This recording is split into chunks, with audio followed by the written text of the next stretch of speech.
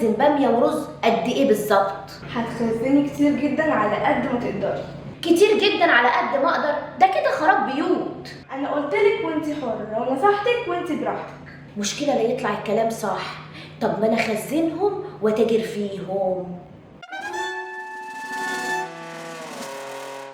في شهر فبراير ايوه او مارس في الاسبوع التاني او التالت يوم الاثنين ايوه او التالت الساعة 12 الظهر ايوه او واحدة.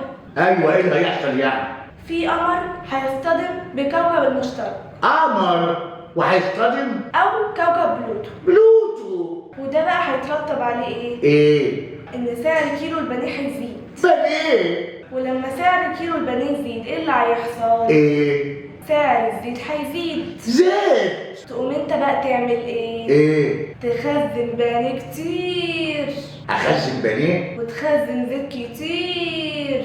كمان اخزن زيت؟ ايوه طبعا عشان البانيه بيشرب زيت. اخزن بانيه وزيت والبانيه بيشرب؟ انت جبت الكلام ده منين؟ من على الانترنت. انترنت؟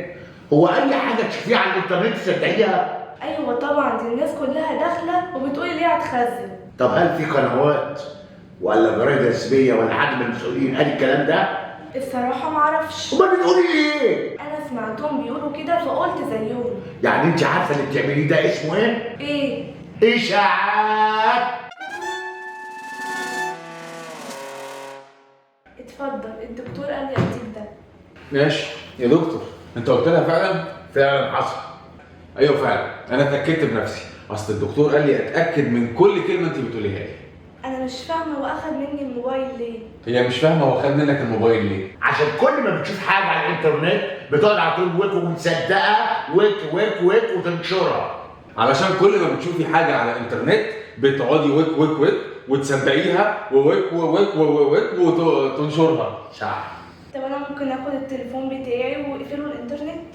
ما هي ممكن تاخد التليفون بتاعك. صحيح يا دكتور، ما هي ممكن تقفل النت. على فكره انا ما طلبتش ان انتوا تقفلوا الانترنت، لان الانترنت مفيد، بس انتوا اللي بتستخدموه غلط. على فكره فعلا الانترنت ما طلبش ان انتوا تقفلوا التليفون، لان الدكتور بيديكم معلومات صحيحه.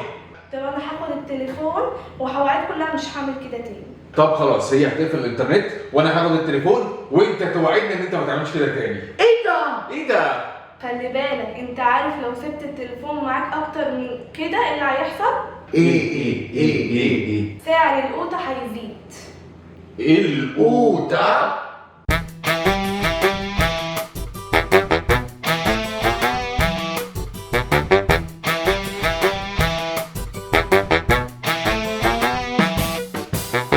أطفالي عاملين إزعاج.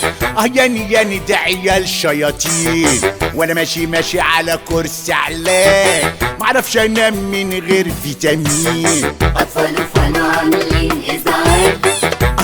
ياني ده عيال شياطين، وأنا ماشي على كرسي علاج، معرفش أنام من غير فيتامين.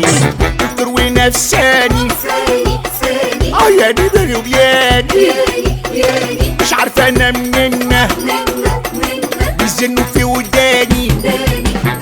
أطفالي عاملين إزعاج.